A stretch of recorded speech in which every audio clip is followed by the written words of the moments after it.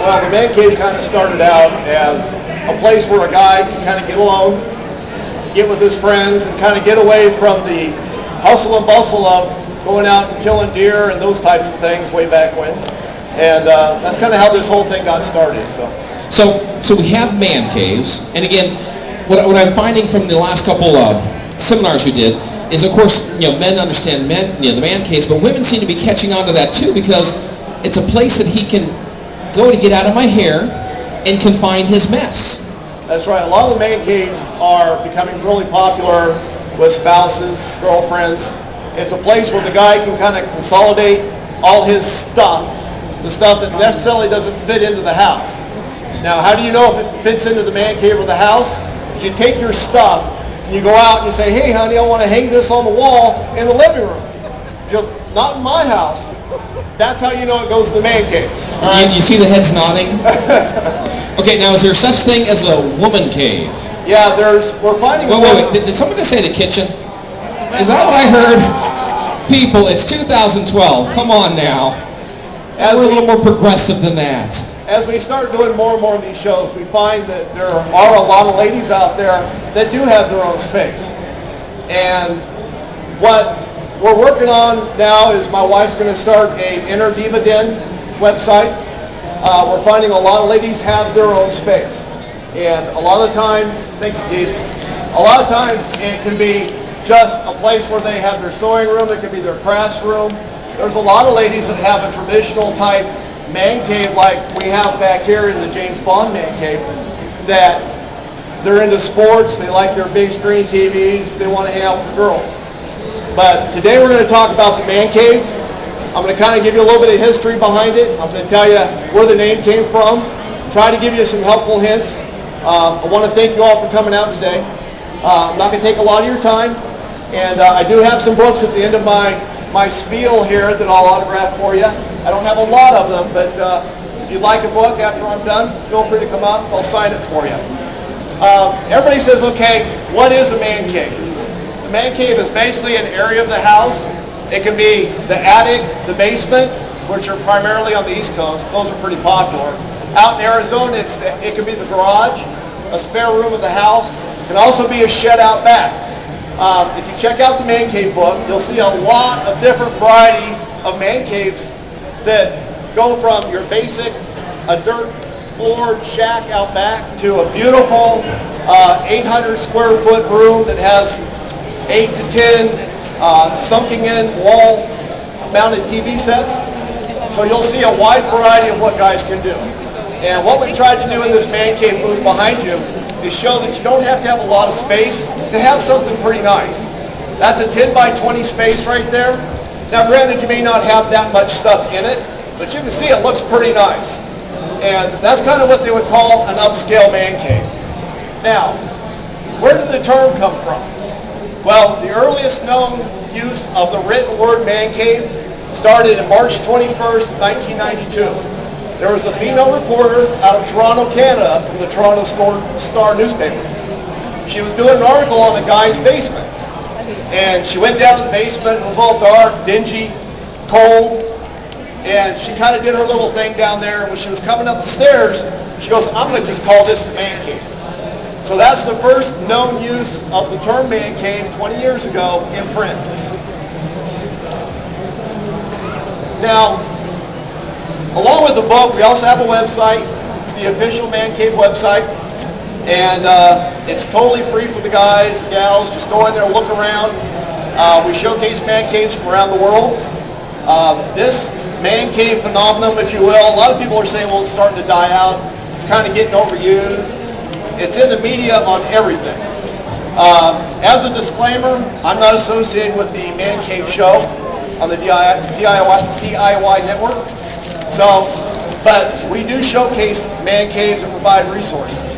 So on the website, we have a bunch of slideshows of different kind of man caves. So if you're interested in building one, enhancing what you have, feel free to go to our website. We've got some information in our booth, and you'll be able to kind of check it out. It doesn't cost you anything.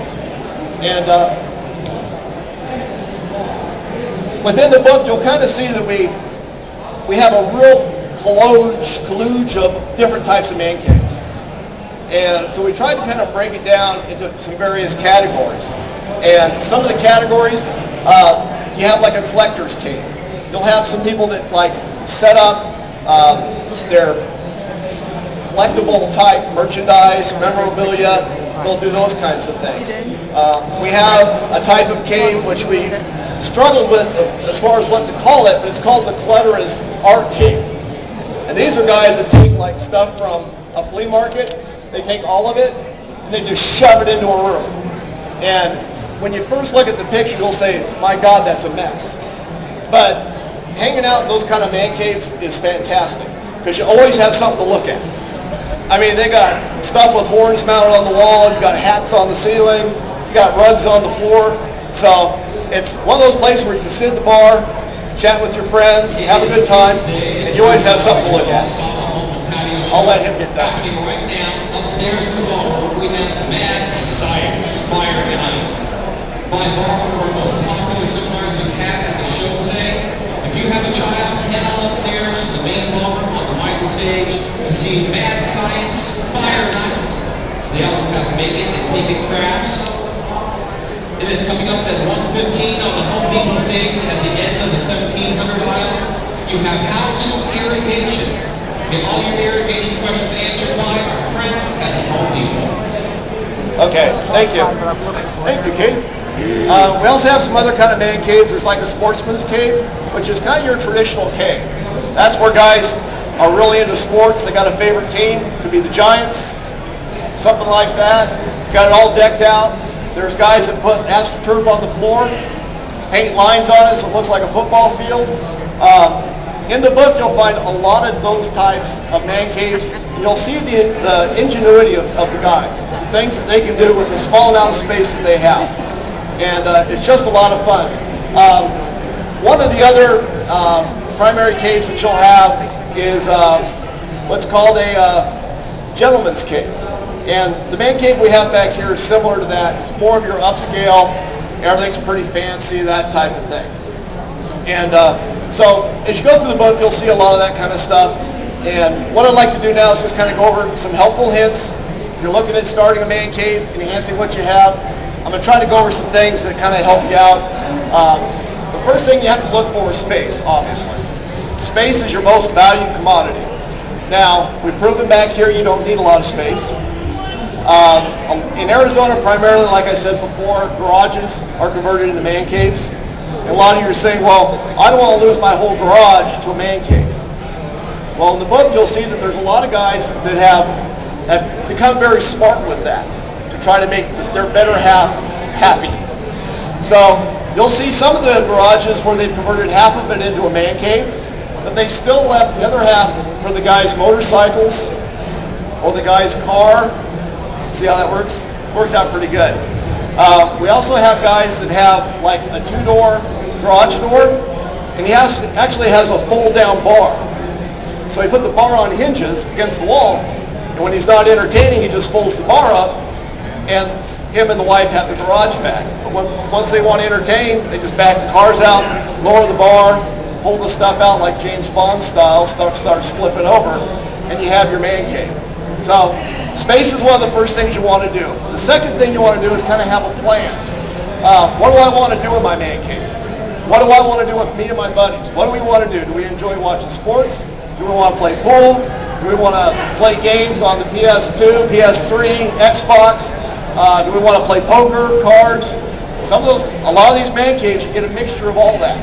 So one of the things you need to do is say, okay, what do me and the guys want to do? Now, trust me, your friends are going to want to help you with this because they're going to enjoy it as well. So you're going to find out you're going to get a lot of help. You're going to have friends saying, oh, I can do plumbing. I hook you up a bathroom. Or I know electricity. I can put some lighting over here. And you'll find that once this thing starts, you're going to have more help than you know what to do with. The other thing you want to do is you want to kind of look and find out what your focal point is going to be in your man cave. Now, a focal point is usually your bar, pool table, it can be your poker table. Ladies and gentlemen, we have a room porch. The focal point is the thing when you first walk into the man cave, that's what you see.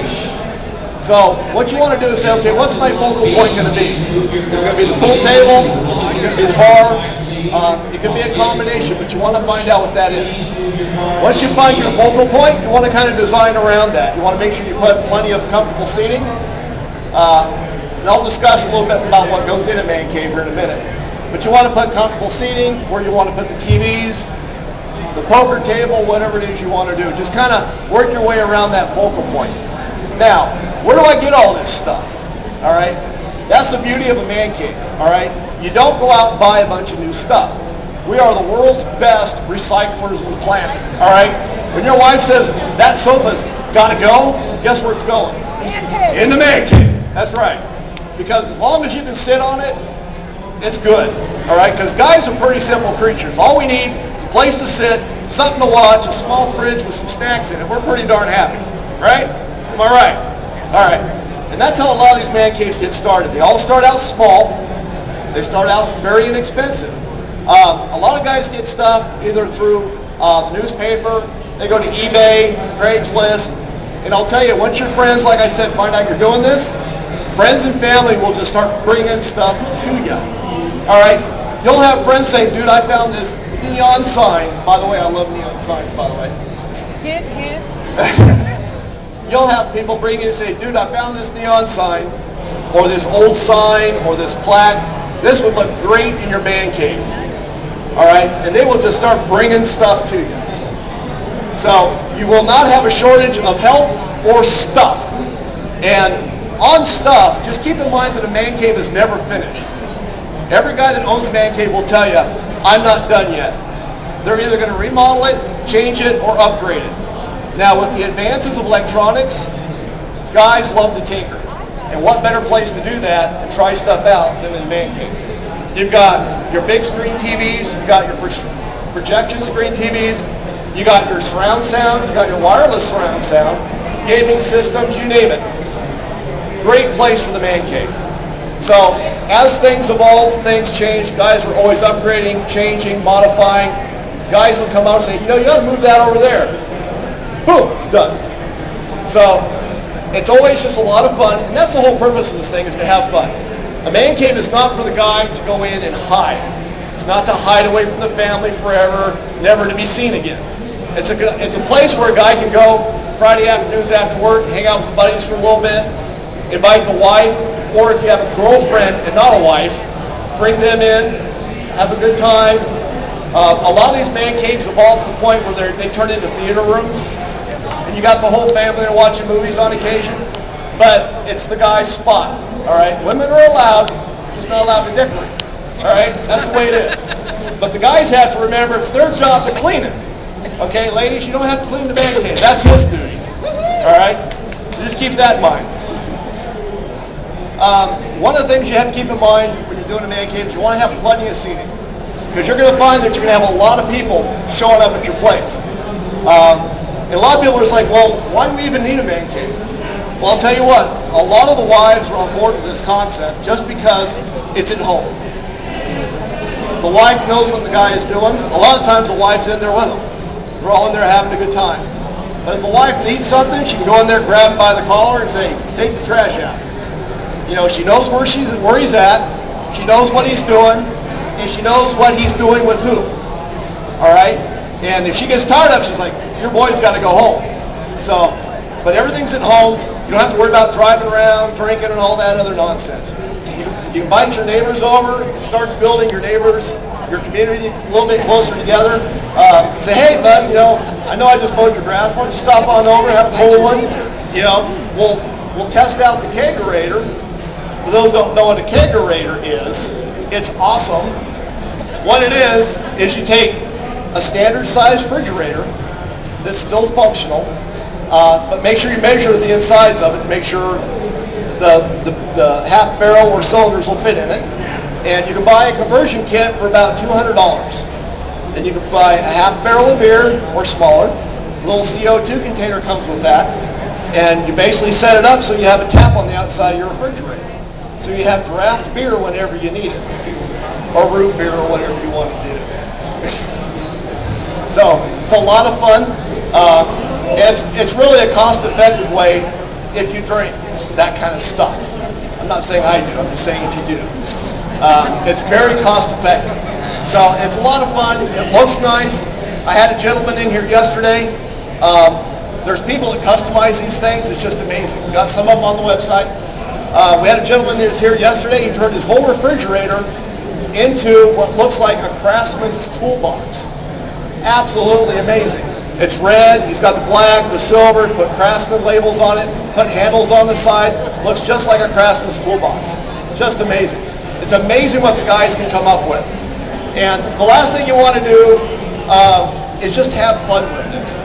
It's all about fun. This isn't about isolation or women can't come in or all that other nonsense. Okay, it's about having fun. And once you start this, you'll see that it's a lot of fun. Friends and family will come over. It's just, you'll have a blast. So I want to thank you again. I want to take up a lot of your time. Thank you for coming by. And are there any questions? Yes, ma'am. What's the name of my man cave? Well, right now, I'm in the process of building a brand new man cave. The one I had before was kind of an upscale thing. I had the big screen TV, I had the kegerator, pool table, that kind of thing. My new one's going to have a sports theme. It's going to have multiple teams in it, which is one of the nice things about man caves is you can do a eclectic thing or a collection of different things within your man cave. You can have one sports team on one side, her sports team on the other, just to make things easy if you have to do that. Or just all giants, north and south. That's right. So, but you can do a lot of different things with this. You can paint the walls, you can paint the ceilings. It's just a lot of fun. You can change it up if you get bored with it. If you get the book, I think you'll enjoy it. You'll see that there's a lot of different things that people have done. And there is no limit. It's all in your imagination of what you can do. But just have fun with it. And if you have any questions, feel free to see our website. It's mancavesite.org. It doesn't cost you anything to go on the website. It's all free. Just go through there. There are some things you can buy if you want to do that, but it doesn't cost you to look around. Feel free to do that and get some ideas. Thank you very much.